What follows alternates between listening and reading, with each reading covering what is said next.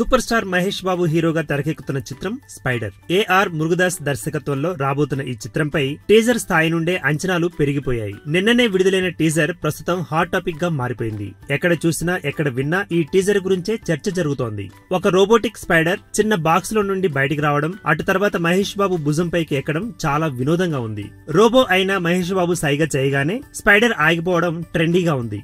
మహేష్ బాబు సరసన హీరోయిన్ గా రకుల్ ప్రీత్ సింగ్ నటిస్తోంది. ఇప్పటికే భారీగా చిత్రంపై అంచనాలను పెంచిన టీజర్ పై ఇప్పుడు విమర్శలు వెలువడుతున్నాయి. హాలీవుడ్ చిత్రం స్పై కిడ్స్ కు కాపీగా ఈ టీజర్ ఉందని కొన్ని విమర్శలు వస్తున్నాయి. ఇలాంటి స్పైడర్ ను పోలిన స్పైడర్లు ఉన్నట్టు అందులో కూడా స్పైడర్స్ స్పై కిడ్స్ భుజాలపైకి ఎక్కుతాయని విమర్శలు వస్తున్నాయి. ఈ టీజర్ పక్కాగా ఆ సినిమాను పోలి ఉందని కామెంట్స్ వినిపిస్తున్నాయి. కాపీలు కామెంట్స్ పక్కన పెట్టి సినిమాను సినిమాగానే చూడాలని ఫ్యాన్స్ కొందరు వాదిస్తున్నారు. వినోదాత్మకంగా ఉండే సాంకేతిక సినిమాలలో ఇలాంటి సీన్స్ రిపీట్ అవుతూనే ఉంటాయి. ముఖ్యంగా వినోదాన్ని వివాదాస్పదం చేయరాదని చాలా మంది కోరుతున్నారు.